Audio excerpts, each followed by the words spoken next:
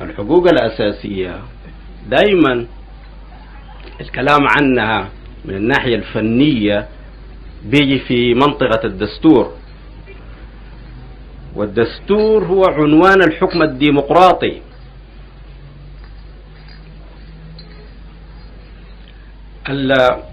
المجتمعات عاشت بدون دساتير معروفة في الماضي، ما في مجتمع عاش بدون قانون، لكن المجتمعات عاشت بدون دساتير، بمعنى أنه الناس حكموا حكم مطلق، حكموا حكم الملوك وحكموا حكم الدكتاتوريين وحكموا بأنواع الاستبداد المختلفة، كلها قائمة على قوانين، والقوانين جائرة، لأنه المجتمع البشري كأنما خرج من قانون الغابة.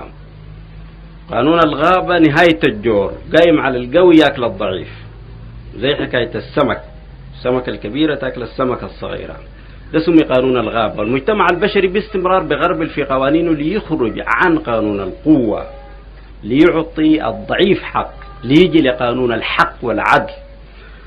الصور دي من القوانين هي اللي بتتطور باستمرار لغاية ما جاء الوقت اللي يكون فيه أبو القوانين، القانون الأساسي، الدستور. عندما تتحدث أنت عن الحقوق الأساسية بتتحدث عن الدستور، عندما تتحدث عن الدستور بتتحدث عن الحكم الديمقراطي. والدستور مش هو القانون العادي، هو القانون الأساسي. يمكن للتمييز بينه وبين القانون العادي أنه القانون العادي ينسق علاقة الإنسان بالإنسان الآخر في الوطن الواحد. في المرحلة الحاضرة من مرحلة التطور البشري القوانين سارية داخل الحدود الإقليمية، فالقانون هو النهج اللي به تتنسق العلاقة بين المواطنين. الدستور هو القانون اللي به تتنسق العلاقة بين الدولة والفرد. في الماضي الفرد ما كان عنده حق على الدولة لغاية ما جاء الوقت اللي أصبح فيه الحكم الديمقراطي. الحكم الديمقراطي بيقوم على الدستور، والدستور ينسق علاقة الفرد بالدولة. الحقوق الأساسية بتكون مطلوبة رعاية من جانب الدولة.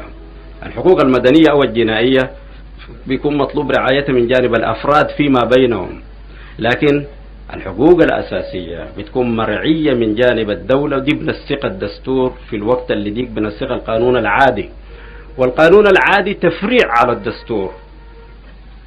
الدستور سمي القانون الأساسي، الأساس اللي عليه بتنبني التشريع الأخرى. وسمي الدستور سمي القانون الأساسي لأنه بنص على الحقوق الأساسية.